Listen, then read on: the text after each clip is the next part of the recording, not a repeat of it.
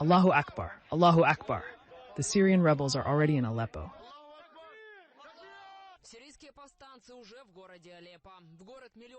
In a city of 1 million people, they just walked in, meeting no resistance, calmly, now moving through the streets.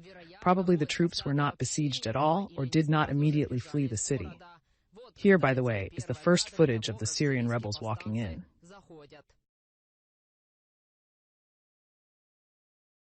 And before that, Syrian rebels seized a huge warehouse with Russian weapons, ammunition, and military equipment.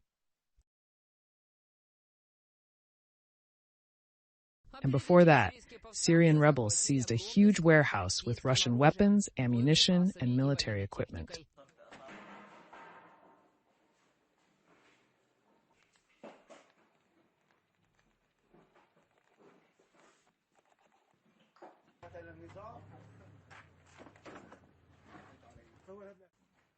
In this footage, the insurgents can be seen calmly moving and operating under clear and open skies as air work is minimal. Allahu Akbar, Allahu Akbar. Now the Mujahideen brothers are advancing towards the city of Aleppo. In Aleppo, we are making our way to Aleppo, God willing, God willing. Oh people, pray, pray, just pray. Meanwhile, government troops and Assad loyalist officials are just fleeing. The rebels were advancing so fast that the asynth analysts simply didn't have time to draw maps. As part of the operation to deter aggression, we are now liberating the areas of Mezanat, Didraya, Kafr Kalab, Sheikh Ali, and neighboring areas where Iranian Assad militias were deployed and bombed civilians. And now, thank God, after the expulsion from these territories, God willing, the civilians will return to their homeland, safe and sound. We were forced to flee from our town because of the repeated bombardment by aircraft, rockets, and all kinds of weapons that Bashar Assad and his army used to bombard my village, which caused destruction that forced us to flee to the camps. We suffered a lot in the camps.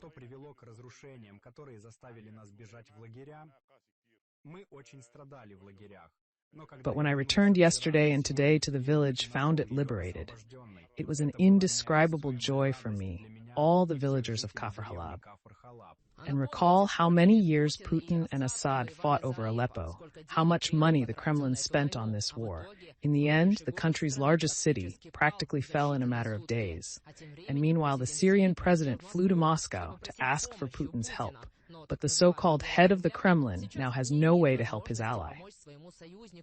This to the 24th channel, noted military expert, colonel of the AFU, Sergei Grabsky.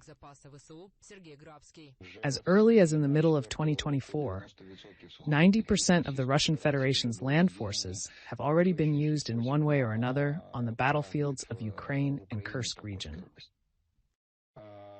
In the garrisons that remain in the places of dislocation, particularly on the Kola Peninsula, in Russian subdivisions, 10 to 12% of the special forces remain.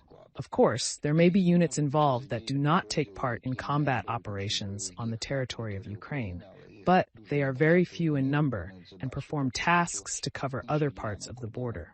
In particular, the NATO countries in the Baltic region, Finland and Finlandia, as well as in the Transcaucasus, where Russian troops are stationed, have to cover the cordons. In Virginia in particular, to hold bases in the temporarily occupied territory of Georgia. And in Central Asia, particularly in Tajikistan.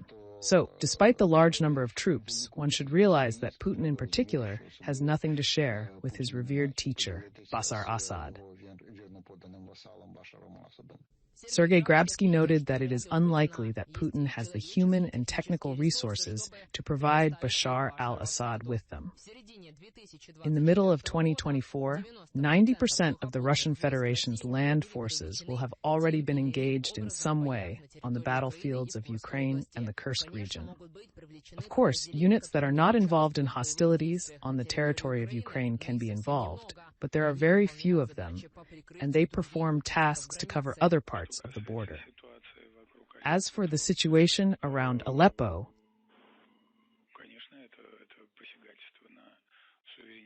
Of course, this is an attack on Syria's sovereignty in the region, and we are in favor of the Syrian authorities bringing order to the area as soon as possible.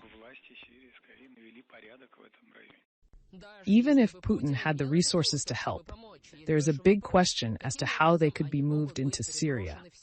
It is unlikely that Russia would allow military equipment and weapons to be moved across the Bosporus and Dardanelles. It would also be a big problem to organize an air bridge planes. There are doubts as to how to get them there, whether Turkey would allow military planes to fly over its territory. Fighting in Syria has been effectively frozen since 2020, but after a 4-year relative lull, opposition forces suddenly launched a massive strike on Aleppo province, for which the Assad regime was probably unprepared. Friends, that's it for now. Be sure to post a comment, and until next issue.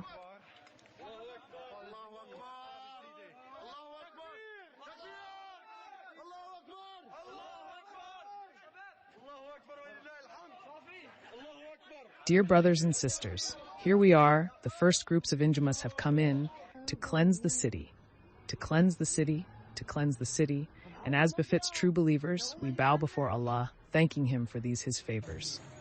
Allahu Akbar. Every time Allah gives victory, gives an opening to the Muslims,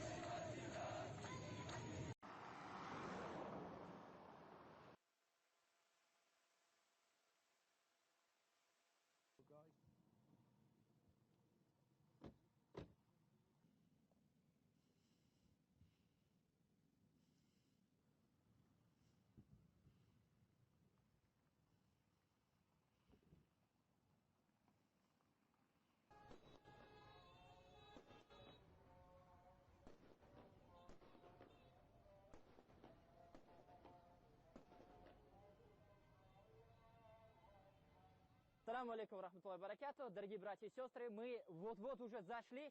Первые группы инжимасов зашли, чтобы очистить город, провести очистку. И как подобает настоящим верующим, мы преклоняемся перед Аллахом Субханаху ва Тааля, благодаря Его за эти Его милости.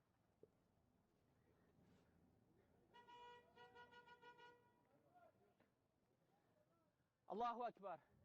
Каждый раз, когда Аллах Субханаху ва Тааля дает победу, дает открытие мусульманам, а этот город около 9 лет. And this city has been under occupation of the Iranians for about 8 years, to be more precise. And today, for the first time, the Mujahideen have come in and are now carrying out a complete cleanup, so that tomorrow, after tomorrow, its residents, the real Muslims who owned these houses before they were expelled, can come here.